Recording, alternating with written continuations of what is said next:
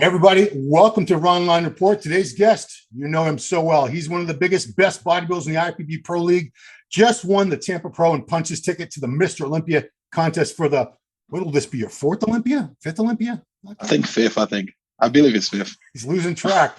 Please welcome the Brooklyn Beast, Akim Williams. How are you, Akim? Hey, thank you for having me, Ron. Appreciate it. You're welcome, man. So Tampa Pro, man, I know it's past history. People have short memories. But I want to congratulate you, man. That was a great victory because it wasn't easy.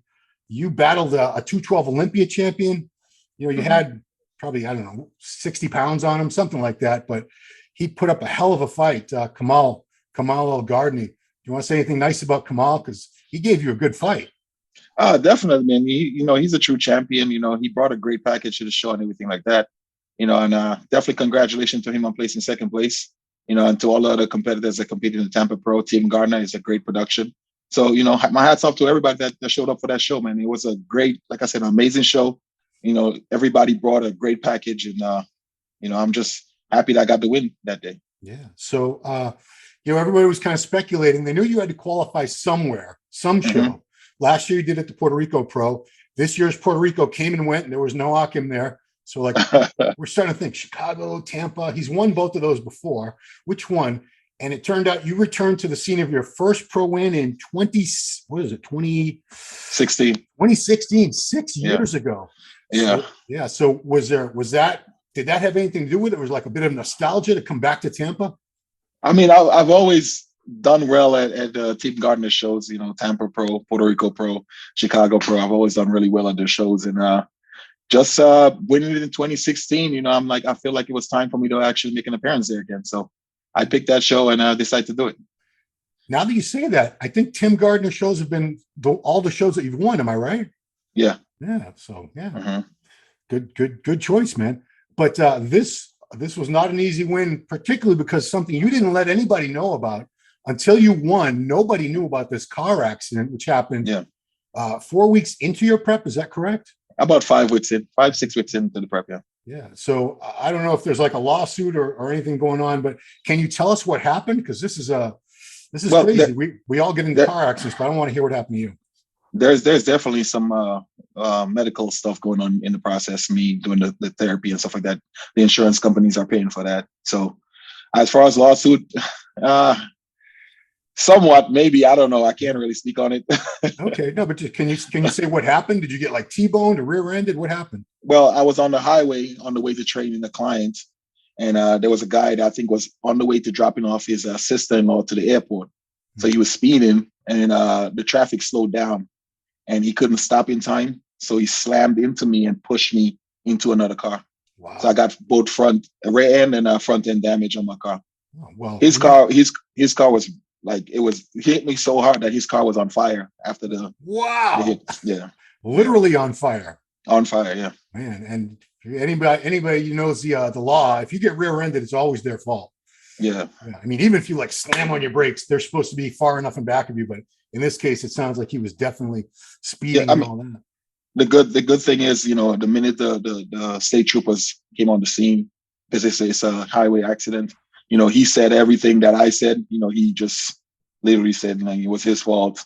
He apologized, and so it was a very clean process. Like it wasn't like what he say or I say. Like the stories adds up. So it was a very good process. It just sucked that I had to get rid of the car and everything like that because I love that car. Oh man, did your car get totaled? Yeah, the whole car was totaled. Yeah. What kind of car was it? It's a BMW M3. Ooh, that's terrible. Yeah.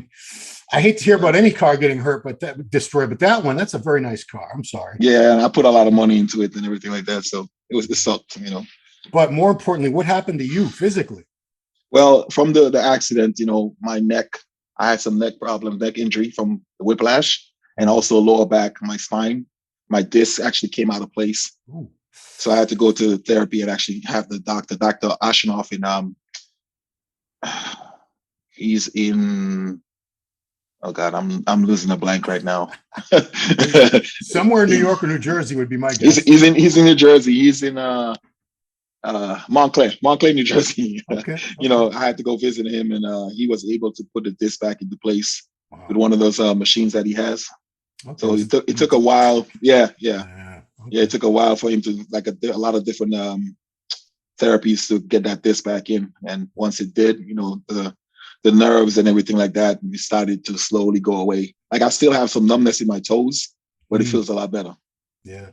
So yeah, this is, you never want to have any kind of injury, but this is, you're prepping for a show to qualify for the Olympia. Yeah. And I know that you're great at adapting. What things were you not able to do in training, and how did you train around them? Well, I had to cut out all kind of deadlifts, all kind of, stiff-legged deadlift, any kind of lower back movement. I had to stay away from all that stuff, Yeah.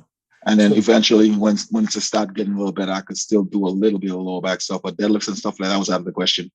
I imagine squats were probably out of the question too. Yeah, squats were out of the question too. Yeah. But towards the end, I started back squatting again. I think I went up to 315, but that's for now. That's the most I think I could handle for now. Okay, I mean that's the most people can handle in good form anyway. But they're not Ken Williams. But did you rely, especially for back, if you can't do things like barbell rows and deadlifts, did you have to rely more on like hammer strength and Arsenal different types of machines, things like that? Yeah, definitely. This prep was like a lot of machines, especially on back day. There's a lot of machines, yeah. And to your credit, I never heard anything about this until after you won the show. Because what was it? You didn't want to have any excuses. You didn't want people to think, oh, well, he's not good. He doesn't look good because, you didn't want that in people's heads. Exactly. I didn't want any excuses. I didn't want anybody, just having felt like pity for me. Like, oh, he had an accident, so he'll probably come in mediocre, anything like that. I just use it to fuel myself and keep pushing, and I had a great conversation, like I said, with Gerard, and he told me just stay focused and just keep doing what I do. Yeah. So this was your second prep with Justin Miller, correct? Yes. So Justin prepped you for your Puerto Rico Pro win. So first of all, you've had a few coaches. You could have gone back to anybody for this show, for the Tampa show. What made you come back to Justin? I mean, I work well with somebody that's local, somebody I could train with, and he's in Long Island, out of Bed Francis. He's local, and I could see him once or twice a week, get a good training session with him. So that works better for me than versus working with somebody that's just online, Yeah. Now you say local, but I think you told me the drive it's not a short drive. How long does it take you to get there and back normally? It depends. Sometimes it's 2.5 hours one way. Sometimes it's 1 hour and 45 minutes. So it depends on the way the traffic is flowing. But usually I would say 4-hour drive total. Yeah. So, because you're in New Jersey, and this is all the way to Bevan Steves and Syosset, Long Island. Yeah. You got to go the Long Island Expressway. You got to go all this. Yeah. So, the meathead in me would say, do you have to bring a meal to eat on the way to the gym? Definitely bring a couple meals, because you hit that Bronx traffic. You're gonna be stuck for a while. That's rough. That bridge going over the George Washington Bridge sometimes is just brutal. But man, another thing. Yeah, so you would do that once or twice a week, that drive, right? Yeah. Yeah, wow. I want to know, at any point, especially you're 5 weeks into prep and this happens, I know there's not a lot of shows to choose from, but was pulling out of the Tampa ever an option? No, it wasn't an option. I knew that the therapy was working. If I stay consistent with it, it's going to, help me get better and everything like that. So at that point, it was just more of a mental thing, not letting the pain and everything like that get to me, and just staying focused and keep following the plan. Yeah, I mean, that's what winners do. They don't make excuses. They don't back out. So you deserve a lot of credit for this, because again, I've seen so many people getting ready for shows, and something like that happens, and either they pull out of the show or they make sure everybody knows. So then it's there's not much expectations on. So if I don't look good, this is why. And you never did. Nah, yeah, I didn't do any of that. I mean, don't get me wrong. It was pretty painful, man. Back pain, it ain't nothing to play with. Oh, dude, there were some nights that I had to get off my bed. I had my bed is about a queen size bed. Yeah. And towards the middle of the prep, towards the ending, I was just sleeping on the edge of the bed, because that's the only way I could get some kind of comfort from it. So it was rough. I'm kind of happy in a good place right now that I can actually sleep normal now, but it was bad. Yeah. Did you use ice packs a lot to get the inflammation down? Ice pack, the heated belt type thing, all that stuff. Yeah. Okay. So, massage guns, everything. Yeah, I mean, you pull out all the stops when something like that. And how many times a week were you going to this doctor for therapy? First, we started off with 2 times a week because it's a process staying on that bed and everything like that, and then finally we kind of reduced it to once a week. Yeah. So I'm only seeing him once a week now. Yeah. Okay. So you pulled it off though. How would you rate your look at the Tampa? If first of all, what do you consider your best look ever so far in your career?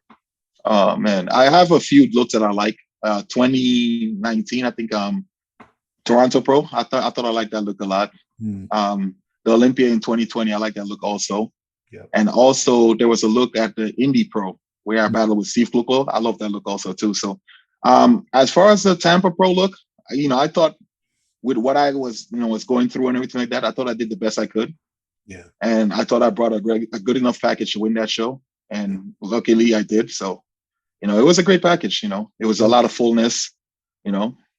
I mean, we hear, I don't know, you probably heard the expression of a good big man will almost always beat a good smaller guy in bodybuilding. And that's what you were. You were just so big and the shape, he had some things you didn't, you had things he didn't, but in the end, you had this big, overwhelming package that it couldn't be denied.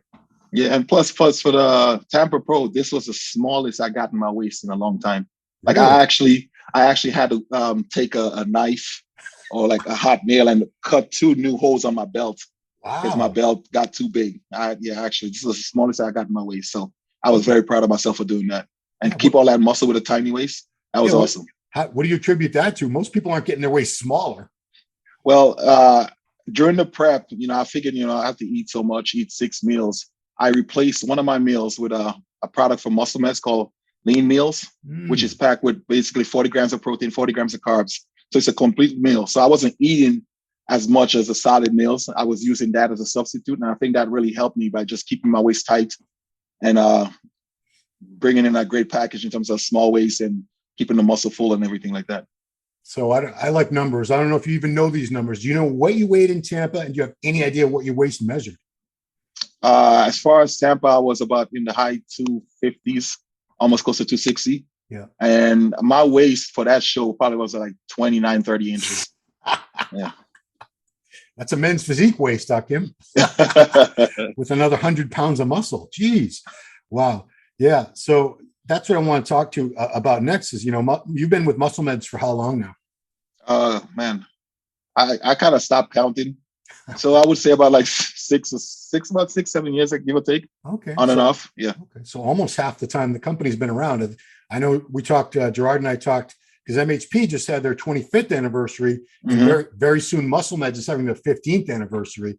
So yeah, you've been with them about half the time the company's been around. So close to it. Yeah. About 5-6 years. Yeah. So in prep, you talked about the lean meal, the carnivore lean meal. What are a couple other products that you rely on heavily most during prep? Definitely the nitro test, which is a pre-workout. So it's a testosterone boosting pre-workout. So that I use regularly every time I go to train in the gym. That's my go-to for energy and stuff like that. Yeah. And also there was another product that I loved called Stem Tropin, which help you basically recover. And also it's like a sleep aid. So I usually do that before I go to bed. Okay. So those are like 3 of my staples. And not to mention the carnivore coffee. I use it. I use it as a quote unquote like my little cheat because it tastes amazing. You get caffeine and you could use it for a pre-workout and just regular coffee just to give you the extra boost during the day and stuff like that. Yeah, carnivore coffee, good idea, Gerard. It's an awesome product, man. Yeah, definitely, you try it, you're gonna love it. I assume it tastes like coffee. Yeah, it tastes like coffee. Yeah. Oh wow, right on. Yeah, it actually tastes like a nice creamy mocha. Oh boy. Yeah. So and you use that for a pre-workout. Yeah, I would use it as a pre-workout sometimes just during the daytime when I just need something to pick me up. That's one of my go-to too. Also. Right on. Okay. Well, a lot of you guys who like coffee, you might want to look into that. Yeah, definitely. So I'm looking at your contest history, and you mentioned a couple of your best looks were actually when you took second place, because it all depends on who's next to you that day. But man, you got second at, I count 5 runner-up finishes in your career so far. 2016 Baltimore Pro, 2018 at both the Toronto Pro and the Muscle Mayhem, 2019 Indy Pro and New York Pro. Out of those shows, which ones, I'm guessing it's New York Pro, which one do you want to make sure you win before your career is all said and done? The Olympia. I know the Olympia. I know the Olympia. But are you past that? I mean, a New York Pro. I know that's a title all you guys in that area always want to Yeah. win. Do you still want to win that before you're done? Of course, man. I felt like in 2019, I thought I had enough to win it, and unfortunately, I took second place. Yeah. So that was a little bit of a downer to me. Yeah. And I haven't been back on that stage since. And who knows? Maybe 2023, I'll make an appearance. You never know. I mean, in Dexter's final year of competing, he went back to the Tampa Pro just because it's a title he never won, and he's been in Florida his whole life, so he wanted to win that. So I think we will see you there. Yeah, I think so. Yeah. I think we might see me in New York, just to have that title under my belt. I mean, if Big Steve has anything to do with it, you'll do that show. So, man, I guess the conversation now has to turn to Olympia. So far, the best you've done was 2020, which was a heck of a year. That was the major year of the pandemic. But sixth place, top six at the Olympia, that's the upper level. That's the elite that most guys never get to. Last year, you slipped down a little bit to ninth. So people, if they see that on paper, they think, oh boy, he's going backwards. But how would you rate your looks from 2020 to 2021? Do you feel you went backward, or was it just a tougher year? It was. I mean, I would say I went backwards because I had a lot going on.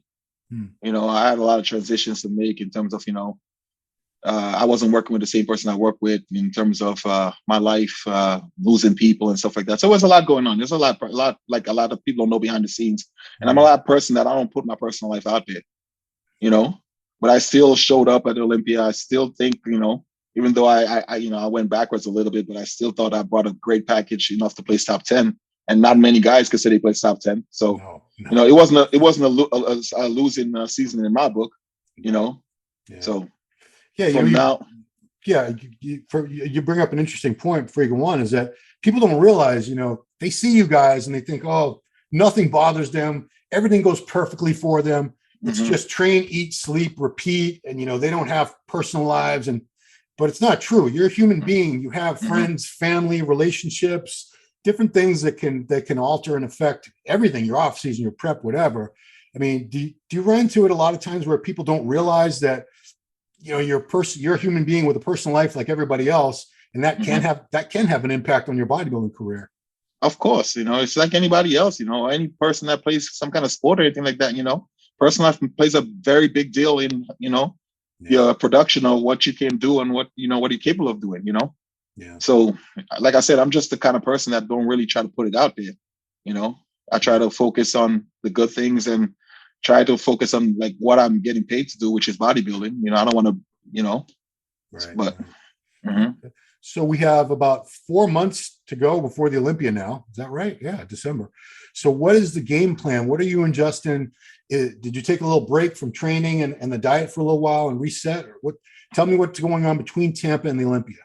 Yeah, I definitely took a week off. I took last week off from training, from diet and everything like that. I actually did my first session of cardio this morning.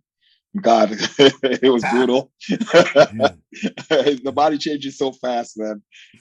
But I'm excited to get back on that Olympia stage. And for me, just now that my back is starting to feel like about maybe 80, 85, maybe like 75, 85%, I'm not in as much pain as before. I could do a lot more now. I just want to hammer the things that's going to get me into that top 5, maybe possibly top 2 finish at the Olympia, which is just improving my back, improving my lower back, getting striated glutes and everything like that. So I know I could do it. I never doubted myself for a second, and I'm excited to get back on the Olympia stage. Yeah, I mean, that's the only knock I have on your physique is your back, and it's not the size. You have the size; it's the detail. I want to see that thing. I want to see it carved out of stone. So, I'm sure you and Justin have talked about it. What are some techniques or anything differently you plan on doing to make sure that back is etched and detailed the way it needs to be? I think I probably would have to change up a few things, some of the things that I train, some of the way I train and stuff like that. Maybe focus more on lightening up the weight and getting more of a contraction. Who knows? Or even getting work done on my back in terms of grasping and stuff like that. I've never done stuff like that before. So those are some options that I'm looking into. Yeah. I definitely want to do more like the grasping stuff, breaking up the muscle tissue and see if that helps me. We'll see. For those who don't know a Graston technique, it's like looks like almost like a butter knife. Mm-hmm. They sit there and they scrape down against the grain of the muscle, and oh my God, it's painful, but it's the best thing for you. Yeah. Yeah, I'm curious because last year you were able to train back a few times, I believe, with the late George Peterson III, the bull. Mm-hmm. You know, he had one of the most fantastic backs ever. I know a lot of that was genetic, just like anything else in bodybuilding. But what are a couple things you picked up training with George that you've been applying ever since? Oh man, he has a great technique when it comes to taking his biceps out of the movement. And I think that's one of the things I picked up mostly on it. But I mean, people always talk about my back, and they don't give me a lot of credit because, for one, like for example, if you look at where I was when I first started to where my back is right now, it's a huge difference. But like this sport, the minute you show up with a body part that somebody don't like or somebody says something about it, it's stick with you forever. Yeah. So I expect, even if I show up with a shredded back, I still think people's gonna say, "Oh, his back needs to be more conditioned." Well, I'm one of those assholes, Akim. I put my hand up. That's me. I've been very critical, and I'm very critical because I think you have Mr. Olympia potential, which I agree with Justin. Justin is adamant when he was backstage. He says, Akim can be the best bodybuilder in the world. And I think you have all that potential. So when I see something needs to be improved, I want to see it improved because that's like the last thing you need. From the front, you have like probably the best side chest in bodybuilding today. The front double bicep is just insane. The front lat spread's insane. So many of your poses are crazy.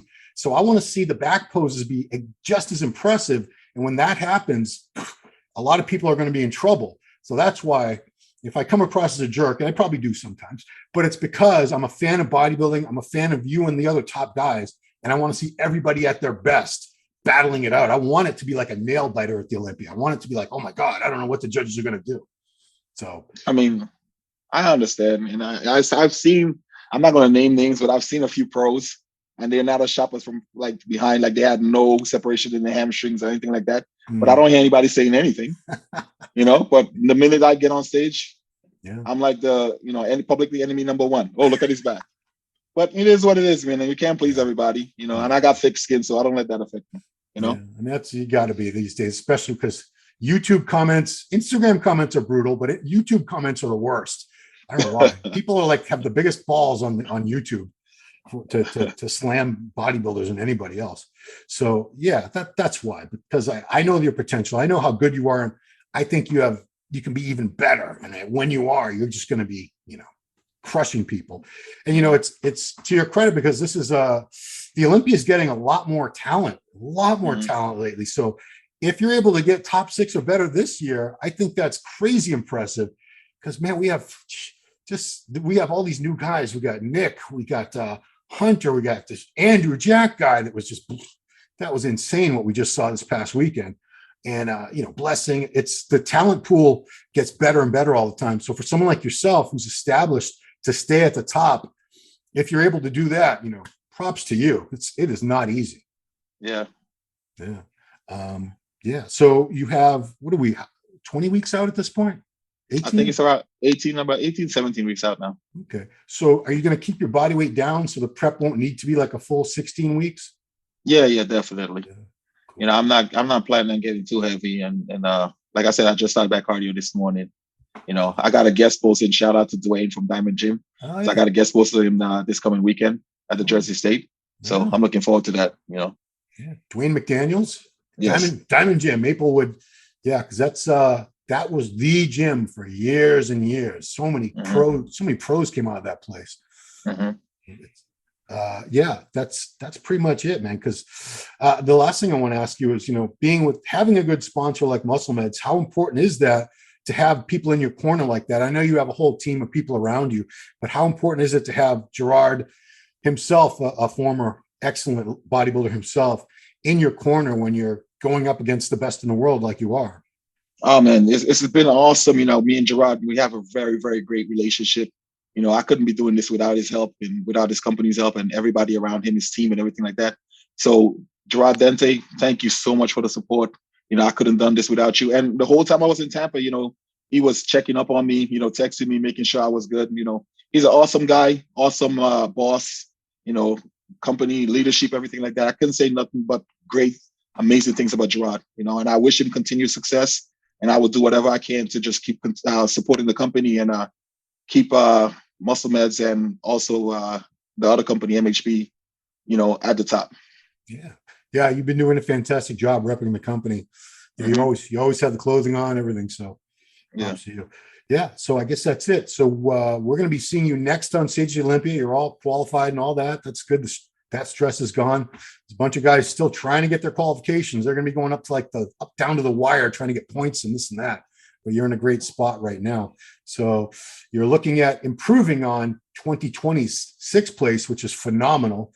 That's the level most guys never even get close to. Obviously, most pros never get to the Olympia, period. If you look at the numbers, and it's true, especially with the amount of pros we have now. Yeah, there's quite a few.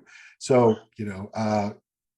as always, Akim, I wish you the best. I commend you for getting ready for that show under those circumstances and not complaining, not telling anybody about it, keeping it wrapped, keeping it quiet, which is in this day and age, that's almost impossible to do.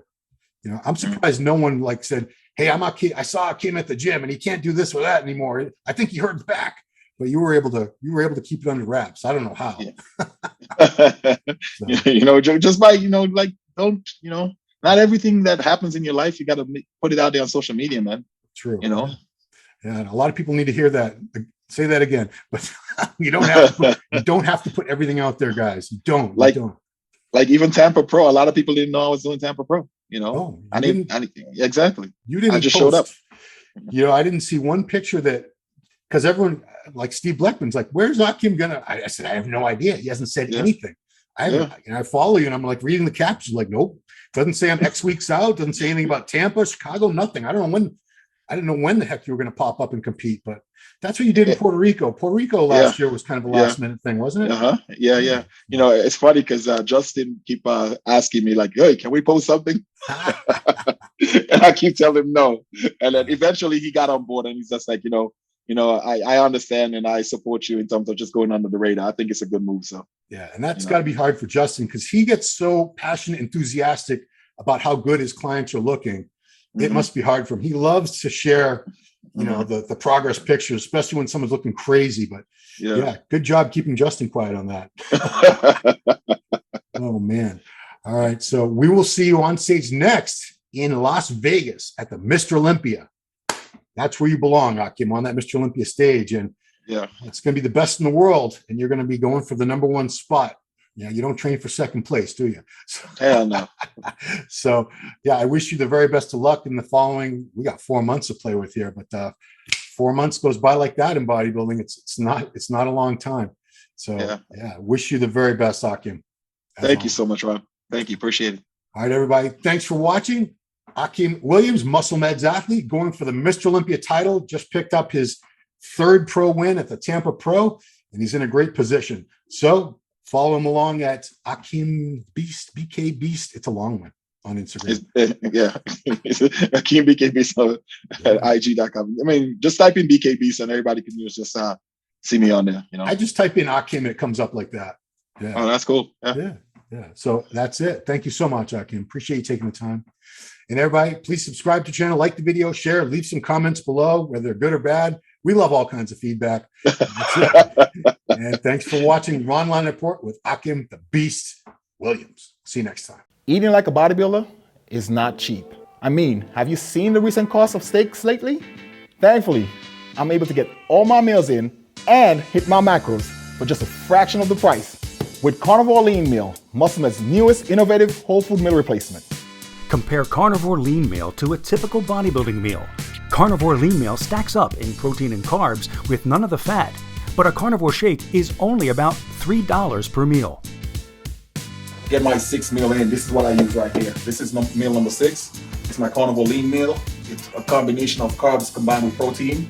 It's actually made from real sweet potatoes and white potatoes, so can't beat that. Tastes awesome. Love that product.